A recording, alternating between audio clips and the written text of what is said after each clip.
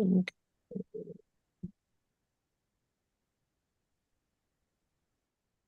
We'll get started shortly. Oh, we're still a little early. Not early, but okay.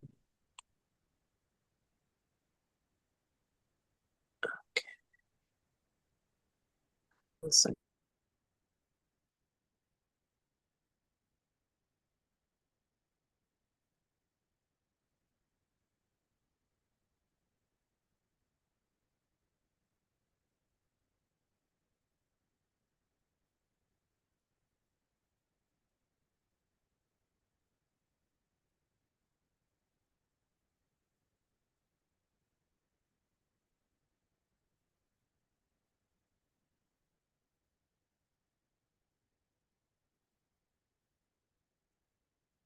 Good afternoon.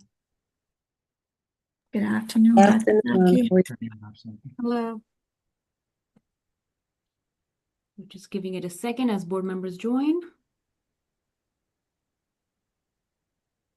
And the link is live in community as well, just FYI.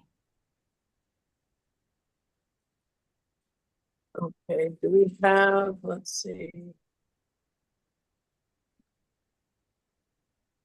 I think you're the only one right now.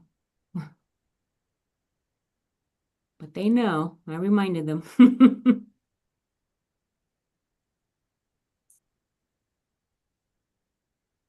I will give it about 2 minutes. Okay. Unless we can get started now. That is up to you. Yeah, we could, just in the interest of time and the public watching. Okay. So you know what? We'll get started now then. Oh, Mr. Tatum is We're joining live. in. Okay. All righty. Good afternoon, everyone. My name is Francoise Darestelle Ledger, and I am here from the Hartford Board of Education.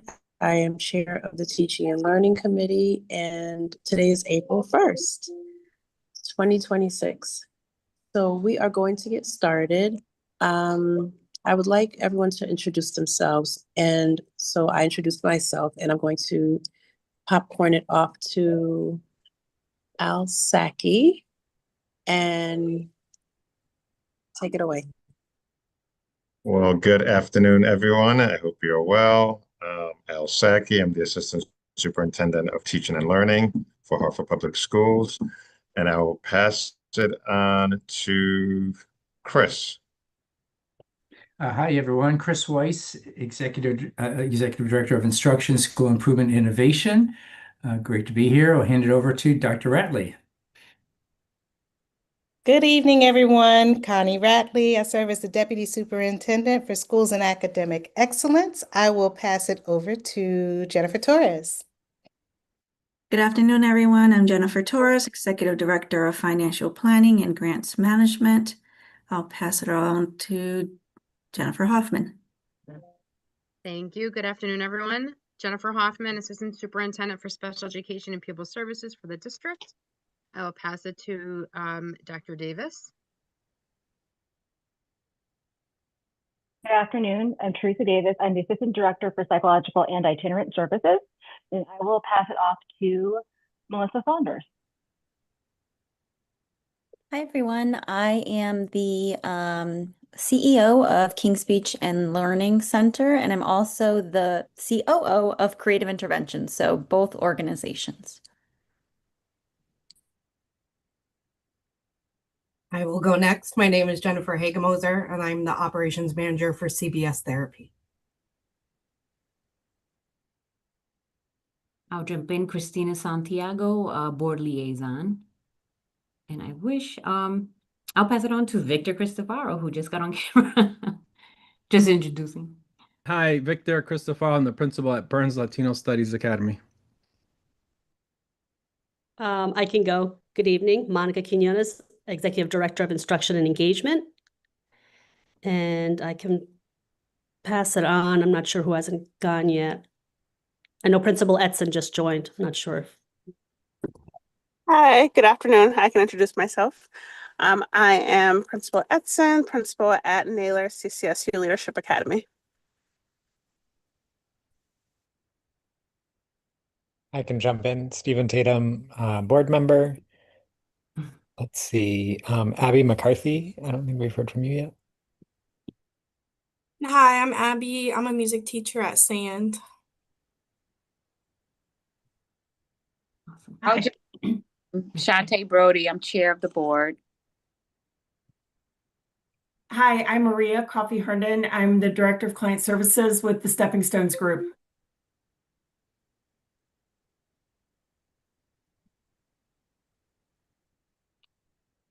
Hi, I'm Madeline. I'm one of the client service specialists at the Stepping Stones Group.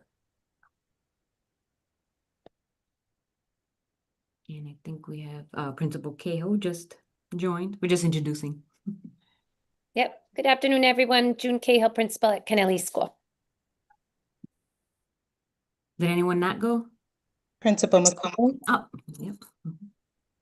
Good afternoon, Courtney McCoy, principal, Sand School.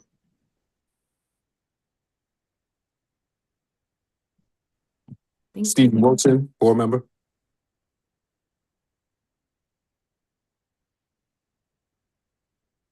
I think that might be it. Unless someone did not go.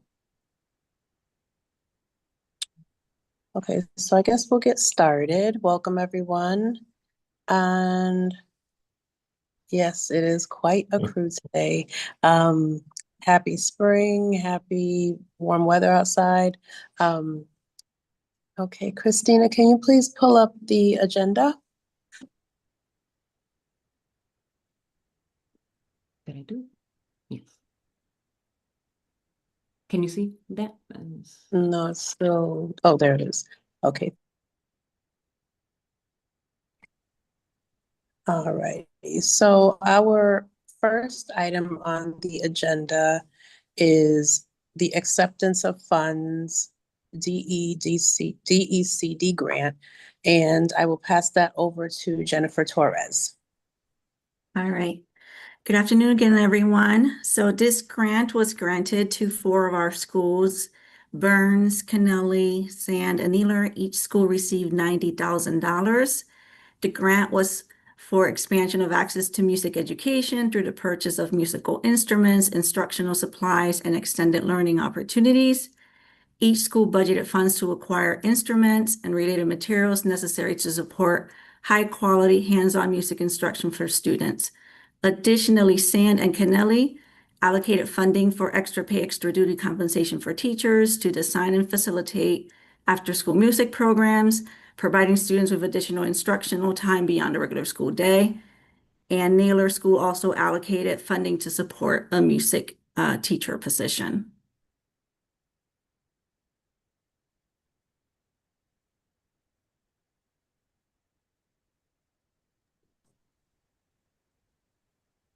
And we do have several Okay, principals of the okay. schools are here also in case you guys, the board has questions or if anyone principal wants to step in and talk about. Okay, how this would help. anyone, yeah. Perhaps if we could have the principals just, one at a time, just talk about how this will benefit your program and what your vision is. I can go first if that's okay. Principal Cahill at Kennelly School. So our office is flooded with musical instruments. We are tripping over flutes, trumpets, clarinets, saxophones, trombones, guitars, both acoustic and electric, I'm told, and bass.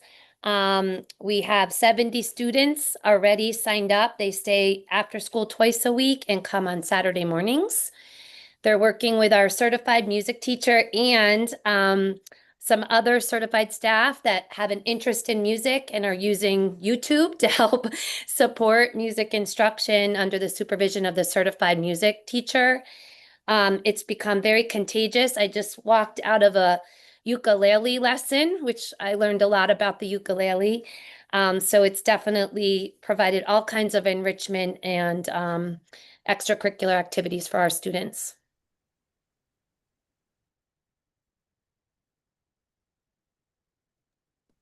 Wonderful. Thank you so much. Music is life. It really is very refreshing. Um, I'll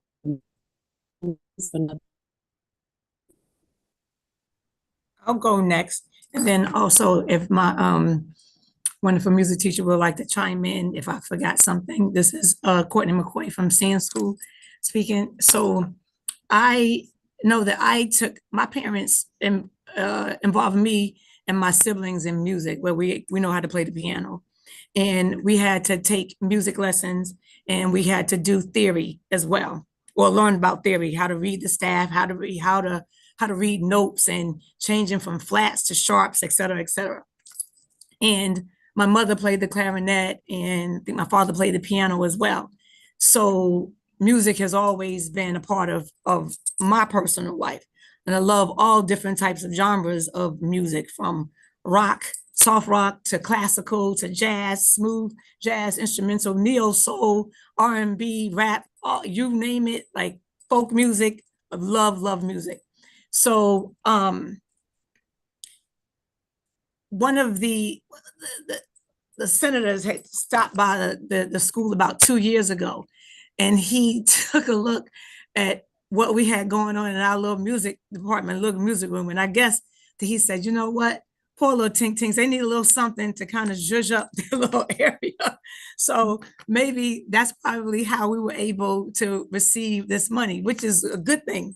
So, it was last year, well, I guess this year, we found out that we have received a sizable monetary amount that was going to be allocated for our children. And I said, okay, yes. And so I started thinking, so you know what, we have a music teacher. I have a stable music teacher is able to be here with us at Sand School. And she's excited about music. She loves music. And we wanted our children to have the opportunity to learn about different instruments, learn about different genres, something other than what it is that they normally hear, whether they're on a ride in the car, so they could be exposed to different forms of music and the instruments that make this type of music. And because they say, you know, that music soothes the savage beast, not that our children are savages, but it's like, it calms you down. It's instrumental. It's a universal language. So why not get this type of language in the hands of our students over here at Sand School? And so our music teacher has ordered everything like the same way from Ms. Cahill's music teacher has ordered like violins and cellos and different, I don't know, like, is it the clavel? What's the word I'm looking for? Is the castanet thing? Yeah, the castanets, yeah, the stands, like everything and anything that you can think of. Storage that she has ordered so that our students will be able to have access to all different types of instruments. And so they're able to learn how to play all different types of music. And I was saying to myself, like, I'm thinking about, I want to join as well. I want to learn too. I want to learn how to play the violin actually. And so it's just going to open up, it's going to open up to so many different avenues for our children. And I just think that it's extremely vital, it's necessary. And I'm looking forward to seeing how it all develops over time. Is there anything else you wanted to say, Ms. Smith-McCarthy? Yeah, I think you hit many of the points. All the kids, they know about how an order is coming soon. And every day they ask me and they see the flyer on the door and they're so excited to do the clubs after school. So I'm just excited that they're excited.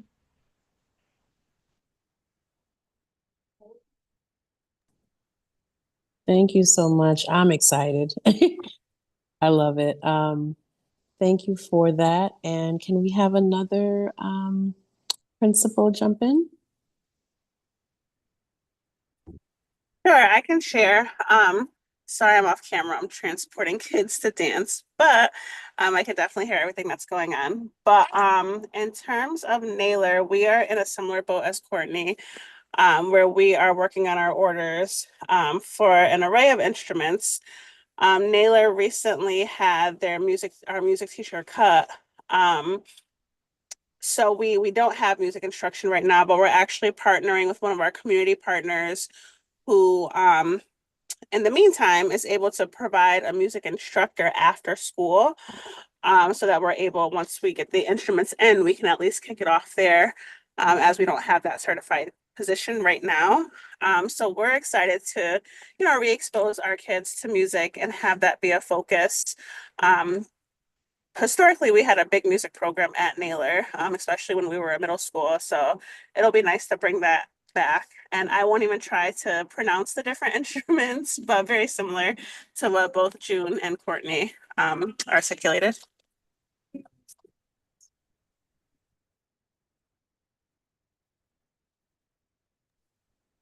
Thank you so much. And we have one more, I believe.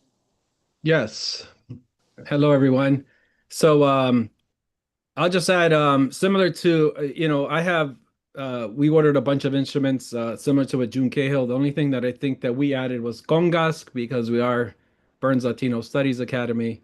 So we're happy to add a little bit of Latino music to it.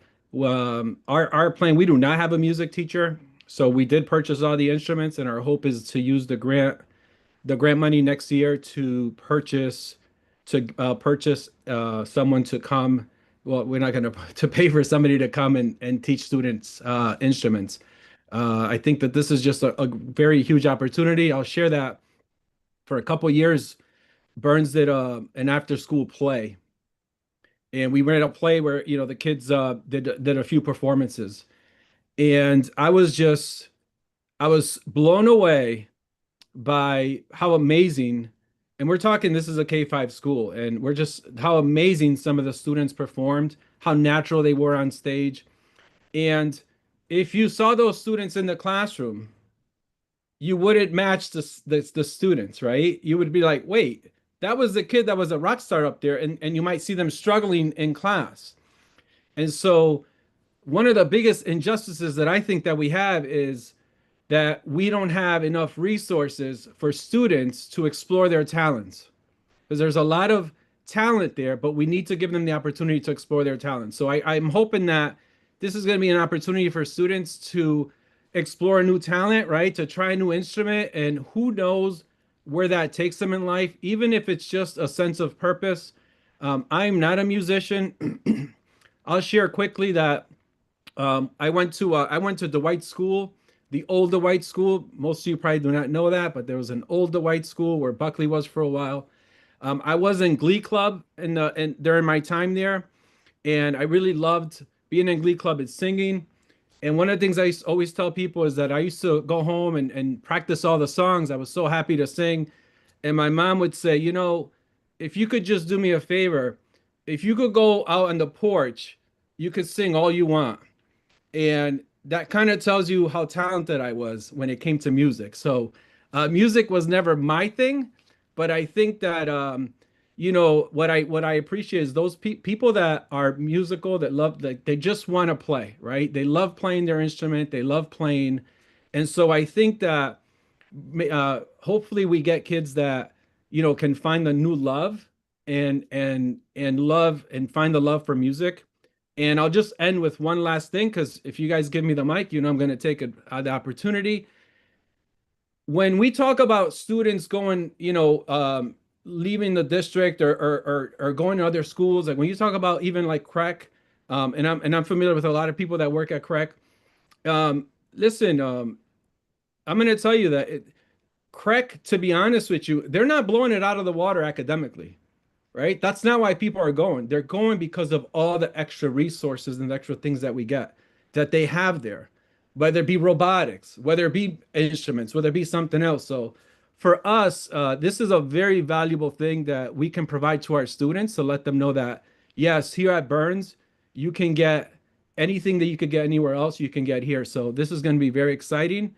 And I look forward to implementing it full blast next year. So thank you, everyone. Thank you, Victor. I'm very excited about it. I will say, I have to put a little plug for my son. My son plays, he's been playing guitar since he was 4, and He is a student in Hartford Public Schools. But it has been, through the years, it has been a struggle trying to find music classes. And now that you have it, you have this opportunity. I'm excited to see how this is going to develop and grow. And I'm very encouraged. I know the students will be encouraged. They'll be excited. They're already excited, obviously. So thank you for that. Okay. Christina, can we have the agenda up again, please?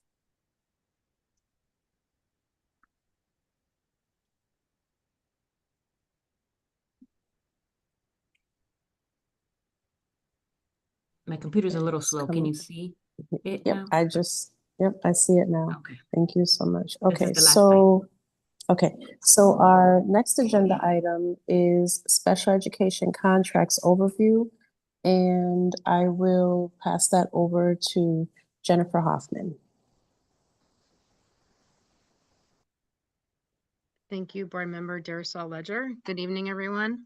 This evening, we're going to give a pretty high-level overview, more of a preview of the contracts we're bringing forward for continuation for this 26-27 school year. We can go to the next slide. Actually, we can skip okay, thank you, Ms. Santiago. So tonight we're going to talk about the proposals and understand the scope of services for the 5 contracts we're looking to continue. We can go to the next slide.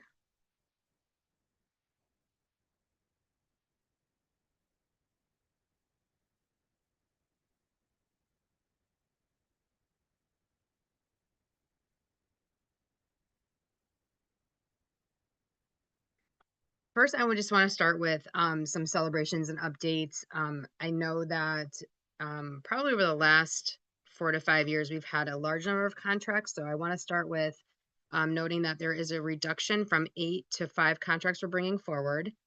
When we talk about the contracts, we're talking primarily about speech and language clinicians, paraeducators, and some school psychologists. So we have been able to hire 6 Hartford speech and language pathologists, which is very exciting. It is a shortage area, so the fact that we've been able to hire is great.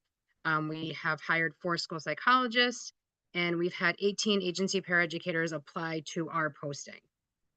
What I also want to know is that the work that we is provided through the contract is also aligned with our state accountability measures. So when we talk about vacancies, expanding our in-district programs, and really taking a look at our referral process for special education, these are all items that are aligned from that accountability measure to the contracts and in real time in practice in the schools. We can go to the next slide. This slide, I'm sure the board has already seen. This is just a high-level overview of the service delivery model we have across all schools in Hartford, ranging from our most inclusive, which is a push-in model, all the way through our programming and in-district programs. We can go to the next slide. And again, just an overview of the vacancies. So we continue to see vacancies with speech and language clinicians. So currently we have 30.2 vacancies. There is a plan next year my team has worked with OTM and the state to potentially hire clinical fellows and then have them be supported by our own clinicians with a stipend to potentially supervise. We have board certified behavior analysts, BCBAs, which assist with running some of our in-district programming, specifically our transition learning resource room. And again, some of the vacancies continue to be in the area of paraeducators, which we're continuing to work with our contracted staff to recruit for Hartford employment. Go to the next slide.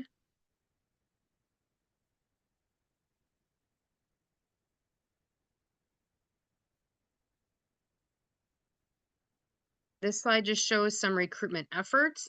We have definitely partnered with Office of Talent Management for not only local but national outreach. And most recently, we held a recruiting fair last night at Pathways to Technology. We had about 25 attendees that were interested in a variety of positions: special education teacher, school psychologist, and speech language clinician. So we're hopeful that they will be applying for our positions for next year. We go to the next slide. All right, we can go one more, Ms. Santiago, and then I'm going to pass to Dr. Davis so she can review the 5 contracts we're putting up for continuation. Good evening, everyone. So I will just talk about the 5 that we're going to continue with, hopefully. So the first would be Stepping Stones Group. This is a continuation of an existing contract. And Stepping Stones has been wonderful in providing us with both speech pathologists and paraeducators. The contract proposal for next year is for 22.5 speech pathologists for the regular school year and an additional 2 speech pathologists for the extended school year, and also for 40 paraeducators. The contract is a flat fee, and it would be funded through budgeted funds from existing vacancies, and the funding will only be used if we hire a candidate. And the total for this contract is $4,775,685. The breakdown is a little bit heavier on the speech pathologist side, $2,697,805,000, or excuse me, and $2,077,880 for the paraeducators. And this total cost is roughly where we were last school year. It's about $7,000 less than our cost for this contract last year. And go to the next slide. The next agency is CBS Therapy, which also provides us with speech language pathologists. Again, it's a continuation of an existing contract. It would provide speech and language clinicians to provide mandated services per IEPs. The contract is a flat fee, funded using budgeted funds from existing vacancies. And this is a reduction from last year. So we're proposing for this year $660,450. That's a reduction from $821,100 from last year. And the reasoning there is that we just ended up using fewer clinicians from this agency than we had anticipated. We had expected to use 8.5 FTE, and we actually are currently only using 3.6 FTE, hence the reduction. Move to the next slide. AMN Healthcare also provides us with speech pathologists. It's a continuation of an existing contract to provide mandated services per IEPs. Again, it's a contract at a flat fee, funded using budgeted funds for existing vacancies only if a candidate is hired. This contract we're proposing to increase.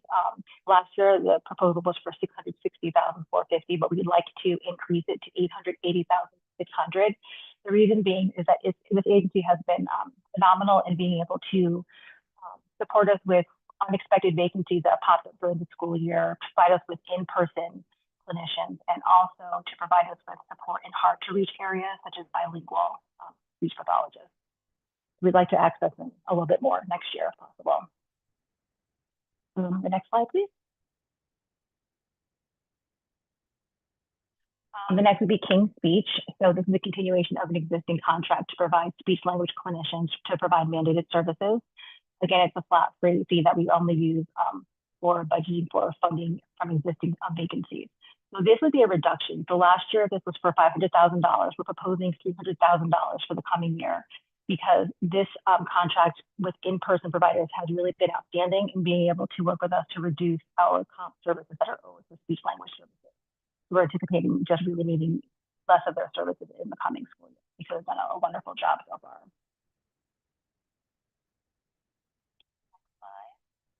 And our last contract would be for Connecticut Behavioral Health. And this is an existing contract that we'd like to continue. And they provide us with board certified behavior analysts, BCBAs, and registered behavior technicians. And it's a flat fee funded through the IDEA grant. And so this contract is going to be an increase from $729,330 from last year. Proposed cost for the coming school year would be for $926,072. And that would support us with 2 BCBAs, 4 lead RBTs, and 4 RBTs for the year. This agency currently staffs our transition learning resource rooms. And the reason for the increase is we'd like to expand to 2 additional rooms across the district to support more schools with this program that's been working with us very well.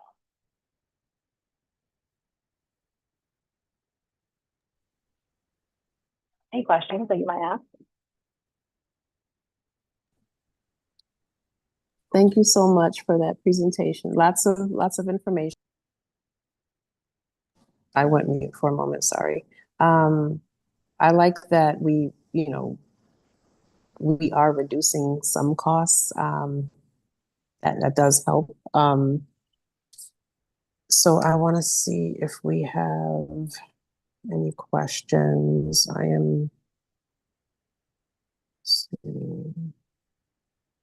I don't see any hands up. Okay, I think we are good. So thank you very much. And I believe that was our last agenda item. Thank you for joining, and everyone have a wonderful evening.